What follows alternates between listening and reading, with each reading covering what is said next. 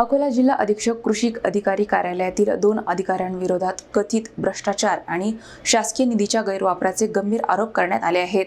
या आरोपांची निष्पक्ष चौकशी करून चौकशी पूर्ण होईपर्यंत संबंधित अधिकाऱ्यांना निलंबित करण्याची मागणी जिल्हाधिकाऱ्यांकडे करण्यात आली आहे।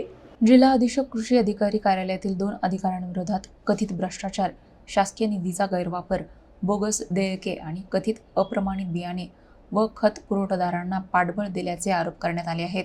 सम्राट अशोक सेनेचे अध्यक्ष आकाश सिरसाट यांनी याबाबत जिल्हाधिकाऱ्यांकडे तक्रार अर्ज दाखल करून सखोल चौकशीची मागणी केली आहे। मागासवर्गीय घटक योजना आणि कृषी विकास निधीतील निधीचा कथित गैरवापर करून बोगस देयके तसेच खोटी कागदपत्रे तयार केल्याचा संशय तक्रारीत व्यक्त करण्यात आला आहे।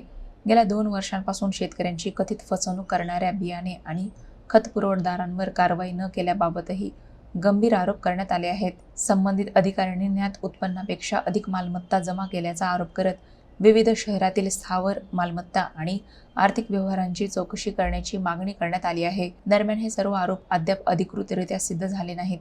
संबंधित अधिकाऱ्यांची बाजू समोर आल्यानंतरच संपूर्ण वस्तुस्थिती स्पष्ट होणार आहे। कृषी सहाय्यक अधिकारी आणि जिल्हा कृषी अधिकारी यांच्या विरोधात आज आम्ही माननीय जिल्हा अधीक्षकांना तक्रार दिली। लवकरात लवकर या दोन अधिकाऱ्यांवर यांच्यावर कारवाई करावे, यांना निलंबित करण्यात यावे, या मागणीसाठी आम्ही आज जिल्हाधिकारी यांची भेट घेतली।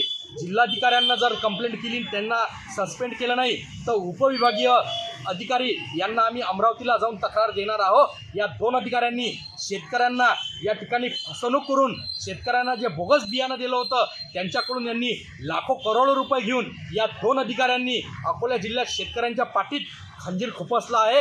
अशा खंजीर खुपसणाऱ्यांवर कारवाई झाली पाहिजे आणि हे 2 अधिकारी निलंबित झाले पाहिजेत। या मागणीसाठी आज आम्ही निवेदन दिले।